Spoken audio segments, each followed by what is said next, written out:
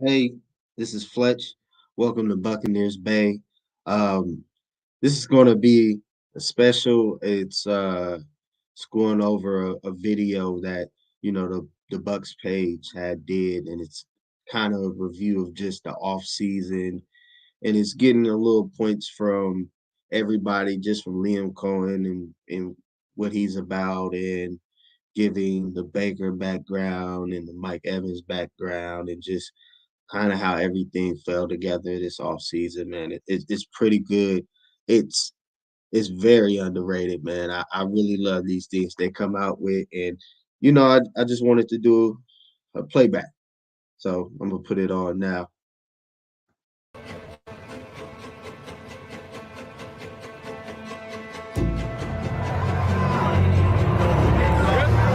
Good. We know we're going for two. We know we're going for two. All right? Bro, get your breath. Get your breath. Let's find a play. Here we go. 159.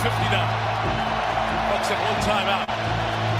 Baker Mayfield's going to have a chance to come down the field, tie this one up. Baker Mayfield begins from his own 10. Mayfield underneath. Mike Evans, the catch, inbounds to the 15. John White, the back. Picking up any pressure that may come. Here comes that pressure. Mayfield in the middle, intercepted! It's Derek Barnes! It's off to San Francisco for the Lions!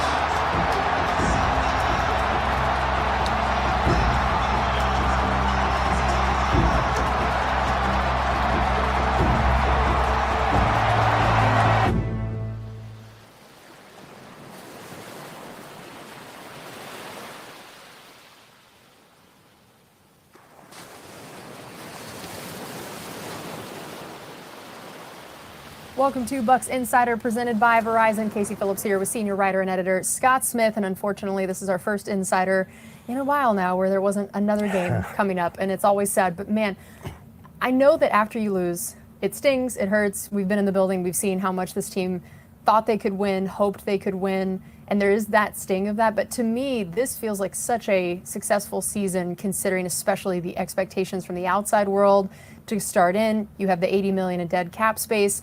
And man, was this a fun ride, especially down the stretch. It was definitely fun. I wouldn't say this in front of a coach or a player because they generally are of the, it's only a successful season if you win the Super Bowl ilk.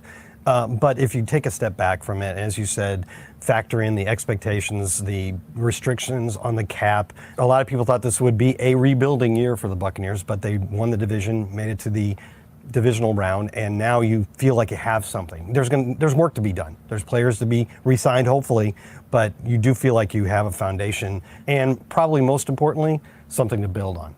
Because they did lose, it's always so amazing to me the way football works. The very next day, we're on to the next season. Yeah. There is, as much no as there time is to- an off season, there is not a break. It is immediate into overdrive of draft and free agency and combine and all Yeah. these things. So what is that going to look like? Don't allow yourself to be fooled by this place. The Gulf breeze would have you believe there's not a single care across Tampa Bay. But for a team that outperformed expectations in 2023, the Tampa Bay Buccaneers have another offseason of big questions to navigate. Jason Light is at the helm. My whole career, I feel like I get up every day. If I don't do my job well, I'm not going to have this job. There's always something that you're a little bit stressed about, and it's no different this year. We still have a lot of players that we need to try to get back here, and I guess over time you realize that there's some things that are out of your control. This year, the to-do list includes re-signing some of the team's biggest stars, including Baker Mayfield, Levante David, and Antoine Winfield Jr. And this same list is headlined by the Bucs' all-world receiver, Mike Evans. I don't think we're very far off from being able to compete for a championship, and the confidence I have in my staff helped me put together another great draft, bring in some more good players. We're just going to add to what we had last year, which we thought was a really good team. It's time to put Tampa on the map of being a place where they do have great players, which I don't think a lot of people realized last year. Jason Light looks like a man who knows he's going to be spending a lot of money very soon to try to retain some of his core players here. Baker Mayfield, Mike Evans going to dominate the conversation. How are things going so far? Credit to the Bucs. Like, you know, people aren't always so forthcoming with the plan. The Buccaneers are not making this a secret. They're going to do everything that they can. They want to make sure that Mike Evans is a career year at age 30. And then some of the other guys you talked about on that list, Antoine Winfield, we believe will probably get the franchise tag. Tristan Wirfs is another guy that they could work out a longer term deal with. And then Levante David is up in the air in the sense of how much longer does he want to play. However, he's 34 years old. He is playing like he's 24 years old. He's coming off one of the best seasons of his entire career. I cannot envision him in another jersey next season. I think if Levante wants to play, he'll be back in Tampa.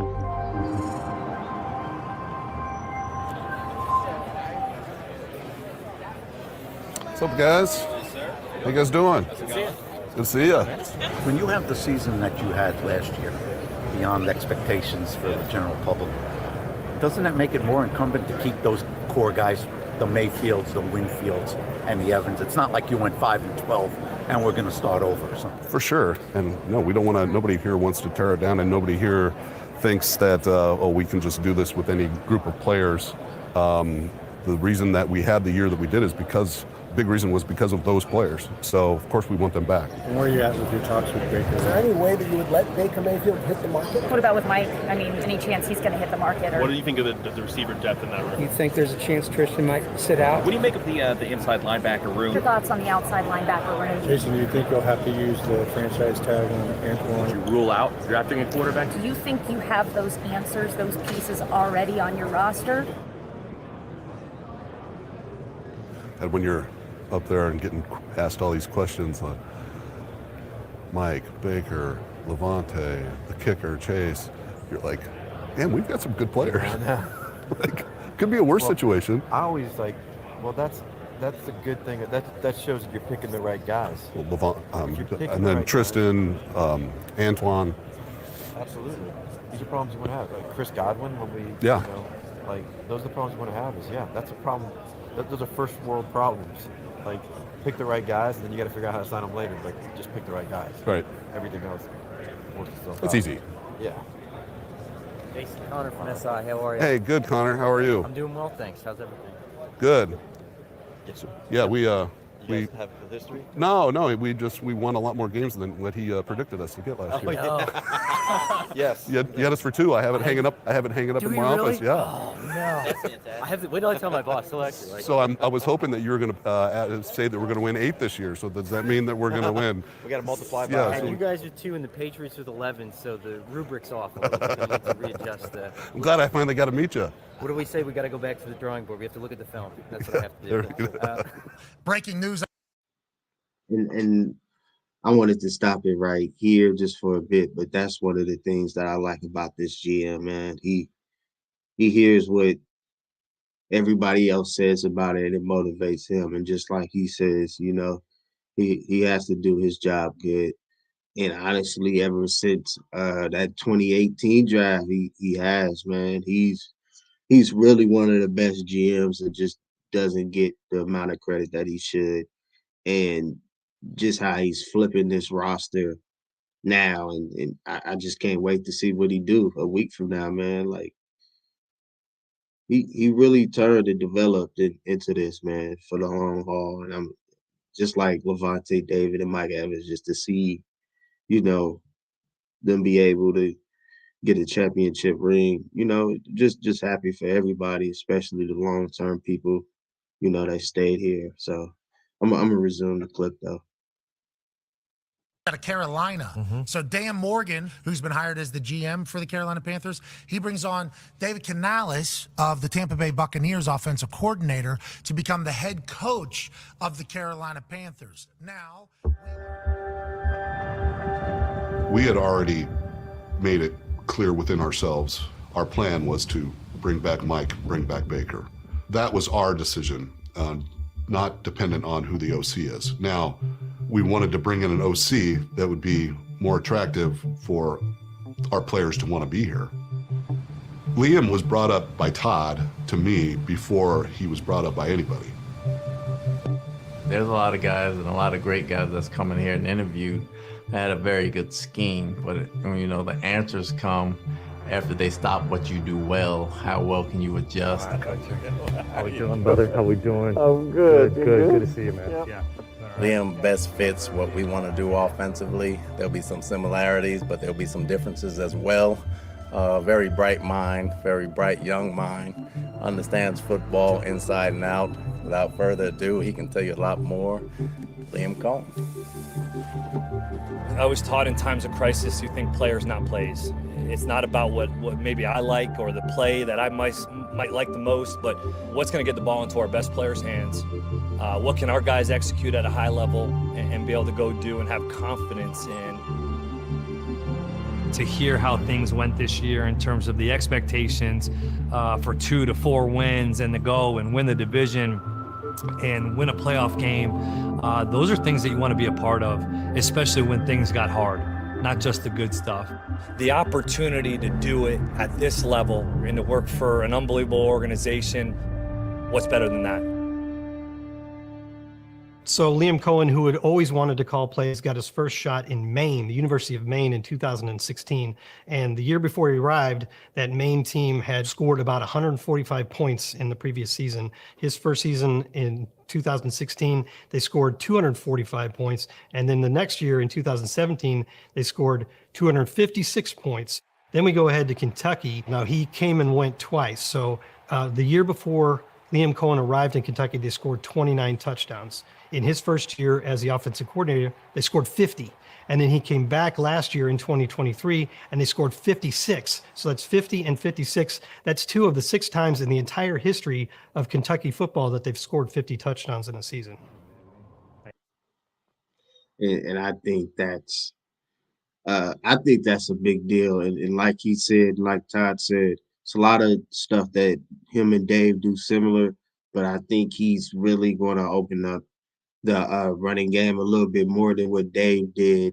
And he still emphasizes getting the ball to the best players.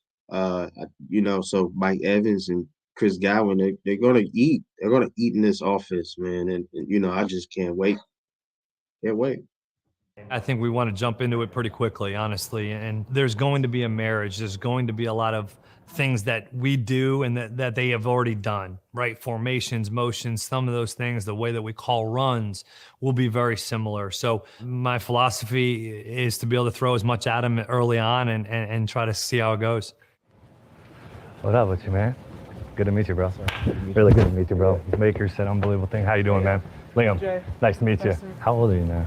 I'll be 28 this month. You're in the prime now. Yeah, exactly. Seriously, right? Yeah. That's what a lot of those dudes started to feel was like that prime, was like that late 20s. Like when you really like start to get it, and now you like optimize like all like your training and all that. So, How fucked up are your hands? They ain't bad. They're kind of mangled, bro. Yeah, I've seen worse. Like, but they're gonna be worse. They're gonna be worse. Baker throws that shit. Yeah, Baker's on don't fatigue, dude. Keep throwing that. What? Yeah. It just keeps going. Yeah. He ignited, bro. He ignited our organization when he came to us 2 years ago. We were in a bad spot. You know, we had 13 different starting lines. Matthews hurt, Cooper's hurt, Allen Robinson's hurt. Morale was low. Yeah. Practice was like, we're just trying to get through this shit. Yeah. Bro, he comes in energized and starts yapping. Yeah. He's got Jalen, you know, like, what's up, Jay? You know, going at him. Yeah. And now practice was fun again. And that was that's a huge reson why I wanted to do this, really, was because he's an igniter. Yeah, he's a great dude. He is. Like a fiery competitor. Dude, you know, you guys must love playing with him, 100%. Man. And it's like, like he don't complain about shit. Nah. How much is you're working with Baker? I know it was for a short time, right? Yeah. How much do you think that's something that the Bucs valued? And what's your conversations been with him? And what was that experience like when he was in LA? To coach a guy that's as competitive as he is, that has that moxie, I mean, that's fun. I mean, you can't coach that. And when a guy has that ability and the ability to communicate with others, that's something that I really wanted to be around and was very intriguing for us. When it comes to the man who played quarterback for the Bucs in 2023, Liam Cohen doesn't need an intro. He was a coach for the Los Angeles Rams at the time, and after a slew of injuries to the quarterback, in comes Baker Mayfield. He comes in like Monday night, it's like 11 o'clock, and we just kind of start talking. Get a game plan together and get him fast forward into it. Because it was on a short week, we were already getting ready for some practices, and it takes about 14 live reps, and here we are. And I remember sitting in Sean's office before that Thursday night game, and we both said to each other, this would be a miracle if we win this game. We heard there was rumblings all morning. It's Baker Mayfield making his Rams debut. Rams have to go 98 yards without a timeout. Mayfield from his own end zone caught to give them more light deep down the sideline, and it is caught by Skoranek. 2nd and 10. Mayfield to the end zone to Jefferson. Is that possible? Touchdown.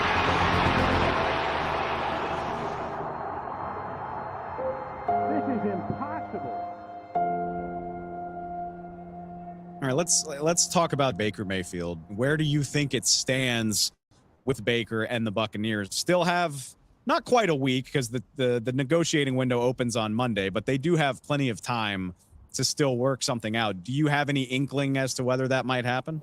Well, I think we've seen plenty of comments from both team officials and Baker Mayfield that made it clear that if they can make this work, they both want Baker Mayfield to come back. Now, if you recall, Baker Mayfield after last game said, if I'm back, I want Mike back. The squeaky wheel gets the grease. It's always been that way. Mike Evans is a guy that you easily take for granted because he puts in his work, and I've always respected how quiet he is, but that has caused him to not really be noticed the way that he should be nationally. So with Mike, he was interested in getting a new contract done before the start of the season. And when that didn't happen, he and his agent made it clear that they were not going to discuss the issue anymore until after the season. And what that does is make it so now we're talking about a very short window before Mike could become an unrestricted free agent. And that's going to be up to him. Now, you wonder if at the start of the season, if there's any lingering emotions there that the contract didn't get done. He's likely gone. Something I didn't expect to have happen. I never expect to see Mike Evans in anything except pewter and red. Mike Evans in a Kansas City Chiefs uniform should be a scary thought to everyone, to the perspective that, yes, it would make sense for them to consider it if they can get him for the right price. You sense any frustration from Evans or his agents about this should have been done a year ago, right? You're too late. Any sense like that? Is Evans pissed off at this point, or what's his frustration? Well, I think hopefully it works out for the best for him. And Mike and I have a great relationship all year, so we've talked about this all year. So he knew where you were coming from, right? Yeah, and I think right now we're in a good spot talking about it and trying to make things work.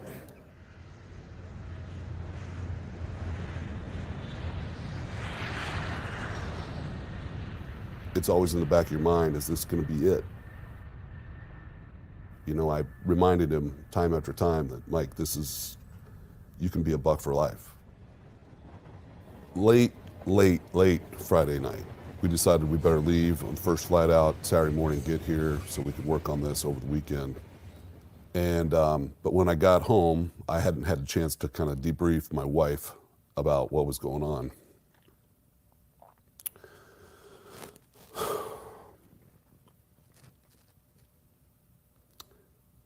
She was at home writing a letter to Mike and Ashley, thanking them for everything they've done for us, for this organization. And what a role model they are to our kids. And she said, I've been thinking about Mike. I know I've just kind of been reading what's out there. I said, you can't believe everything that's out there. But she said, well, just in case he decides to leave, I just want to let him know and Ashley know how much they mean to us. So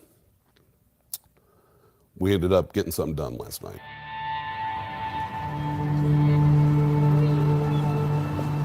Tell him. you really see the emotion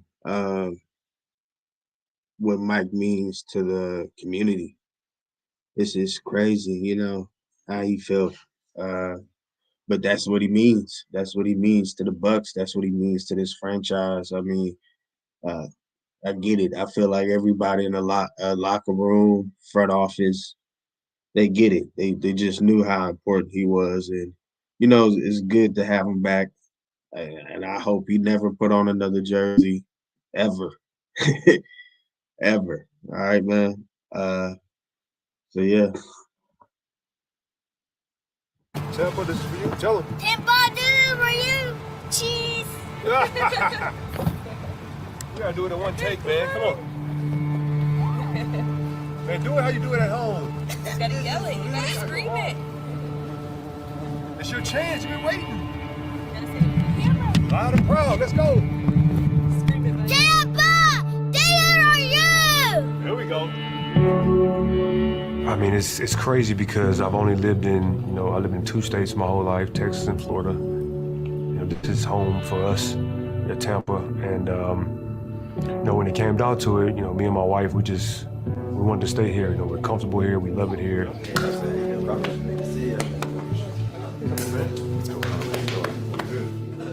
He's one of those players that during this period in the offseason before we re-signed him, I couldn't go anywhere without somebody asking me, are we going to bring back Mike? Mike was on everybody's mind.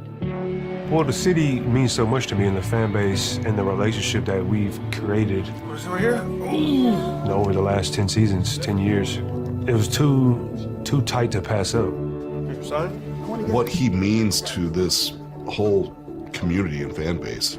He's one of those players that everybody feels like they know him personally. Thank you, Mike.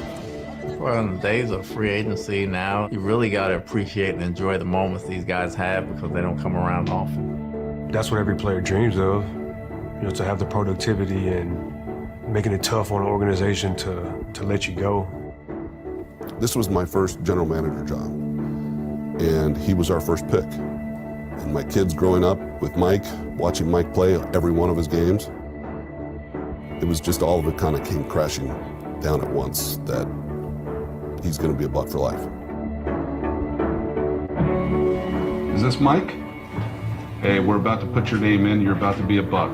The Tampa Bay Buccaneers select Mike Evans. Fade route near sideline. It is a caught ball. Mike Evans lets it fly. It's Evans. And it's pulled down. What a catch. And that's why you draft Mike Evans. Since you announced that you were coming out, there's probably not a day that's gone by that we haven't talked about you. Let's go. We're home, baby. We've been in the playoffs 4 years in a row, won the division 3 times, won the Super Bowl. Jason, let's go. Let's go. Congratulations, man. Let's go get us another one. Me being his first pick, I think that's some sentimental value, and I'll always appreciate him for, picking me first. Mike, I can't tell you how excited we are here, man. You were our guy. We'll talk to you later. Congrats again, man. Yeah, so I'm gonna stop it right here, man. And there's it's a second half to a part. I'm gonna do a part 2 probably before the draft, just to look at it. But as you can see, man, just looking at what they have so far, man, this is great. This is really good. But this is Fletch, man. Signing out. Please follow all the social medias up above if you can, and it's greatly appreciated. Thanks.